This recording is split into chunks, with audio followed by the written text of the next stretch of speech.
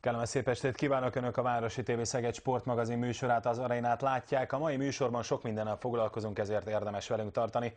Nyilván sokan követik figyelemmel a Dániában zajló férfi kézilabda Európa-bajnokságot. A 6 PIK Szeged játékossal felálló magyar válogatott szombaton este lejátszotta az első középdöntő mérkőzését. A mieink 31-25-re verték Macedóniát. Nos, a fiúkra ma sokkal nehezebb feladat vár, hiszen este fél 9-kor az ellenfél a házigazda és EB címvédő Dánia lesz. Az északiak elleni meccs előtt kíváncsiak voltunk Mikler Roland véleményére is. A PIK klasszis válogatott kapusát még délelőtt értük utol a válogatott dániai szállásán. Ha velünk tartanak, akkor majd erről is hallhatnak.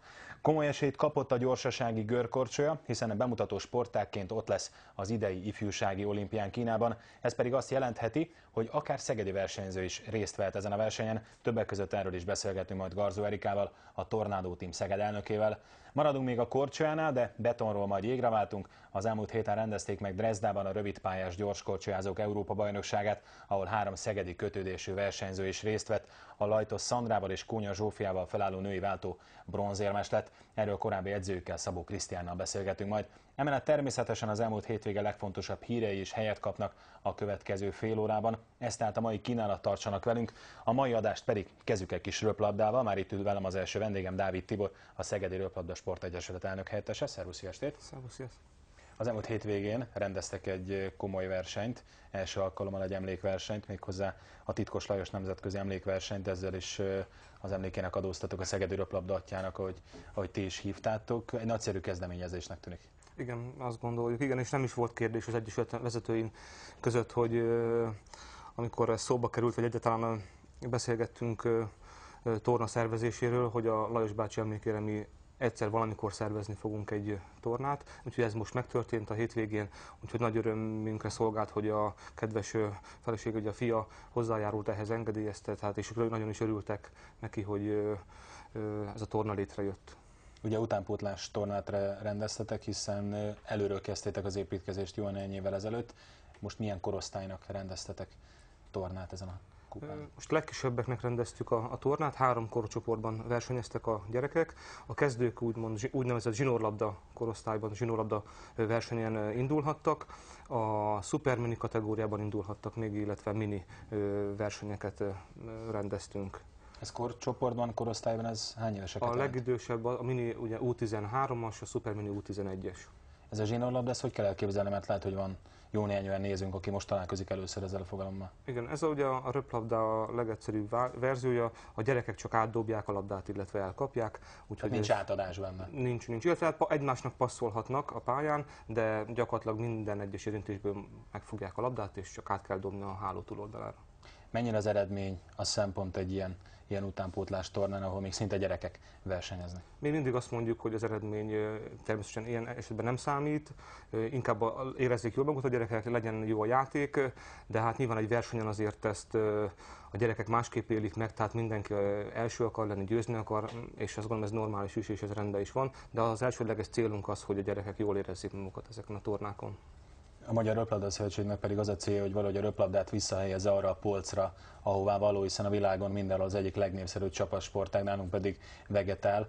Nemrégében mi is beszámoltunk arról, hogy a szövetség központilag is támogatja a klubokat, így nektek is jutott egy kis appanázs. Nyilván megvan a helye, mert azért nem egyszerű ennyi fiatalt versenyeztetni és képezni. Igen, tehát a klub 1.300.000 forint támogatást kapott a Röplabda Szövetségtől.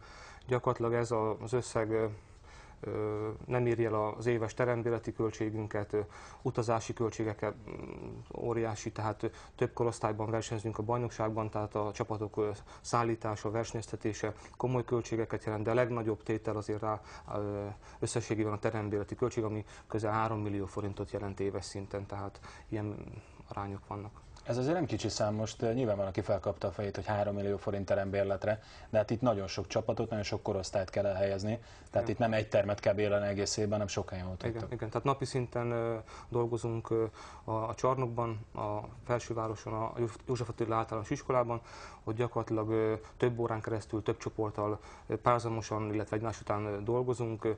7 edző dolgozik az Egyesületnél, tehát gyakorlatilag kb. 120-130 gyerek röplabdázik most nálunk.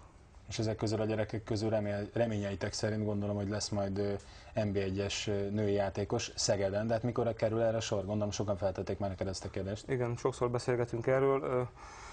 Elsőleges cél az, hogy legyen egy stabil NB2-es csapatunk a klubnak. Jelenleg ugye az STE-hők SL színeiben indulhatnak a idősebb korosztályban a röplabdások, tehát ott tudnak versenyezni, ott büszkék is vagyunk, volt tanítványainkra, ott játszanak, és tavaly az NB2-t meg is nyerték. A célunk azért az, hogy a klubon belül legyen egy saját NB2-es felnőtt csapat.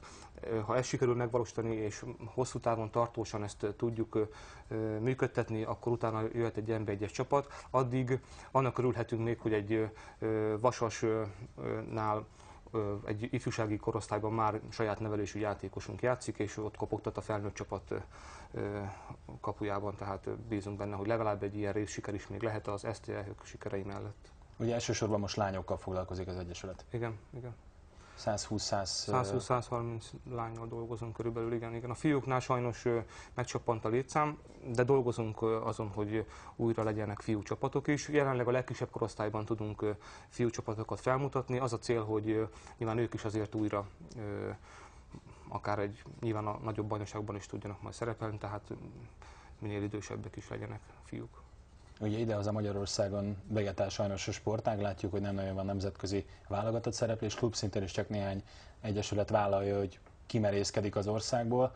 Mi annak az oka szerinted, hogy nálunk ennyire elsorvadt a sportág? Mert tényleg az elmúlt olimpián is a legnézettebb versenyek közé tartozott, alig lehetett jegyet kapni már a selejtezőkre, az első fordulókra. Nálunk, mintha valami nem működik. Te belül vagy látod a dolgokat, min kellene javítani? Amellett persze, hogy nyilván mindenhez pénz kell. Igen, pont ezt akartam mondani, hogy talán közhelyes, de azért elsősorban, ha az anyagi háttér, ha nem adott, akkor nagyon nehéz. Tudomásom szerint a Röplabda Szövetség az elmúlt években évi 20 millió forintból gazdálkodott, tehát azt gondolom, azzal tényleg nagyon nehéz. Hát, hogyha 3 millió egy terembélés, akkor ez képest a 20 millió az nem egy nagy összeg. Nem egy túl nagy összeg, tehát maga a vállalatot működtetése nyilván nem volt egyszerű, ahhoz, hogy legyenek programok és felkészülések, stb. Tehát tudjanak szerepelni, az nyilván nem. A kluboknál ugye hasonló a helyzet, tehát ugye a pénztelenség azért sajnos megnehezíti a dolgunkat, és nagyon nehéz motiváltá tenni játékosokat, hogy egyrészt a sportágunkat válasszák, illetve kitartsanak a sportág mellett, és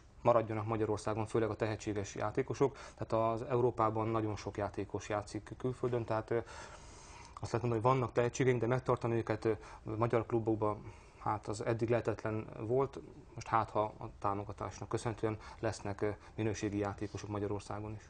Térjünk vissza egy kicsit Szegedre. Januárt írunk, a diákolimpiáknak hamarosan vége, milyen versenyek várnak még rátok, és lesznek idén is remek szegedi sikerek a fiataloknál? Bízunk benne, mi az Egyesülettel ugye 3 bajnokságban indultunk a lányokkal, és jelenleg az ifjúsági kupában az elődöntőnél tartunk, a serdülő csapatunkkal pedig az elődöntő előtt tartunk, tehát ott lesz egy forduló még. Bízunk benne, hogy a serdülő csapatunkkal sikerül elérnünk a célunkat, ami a legjobb tehát a 6 csapatos döntőbe való jutás jelenti. Ez a cél, hogy ezt teljesítsük. Hát reméljük, hogy sikerül teljesíteni. Dávid Tibornak köszönöm szépen a beszélgetést.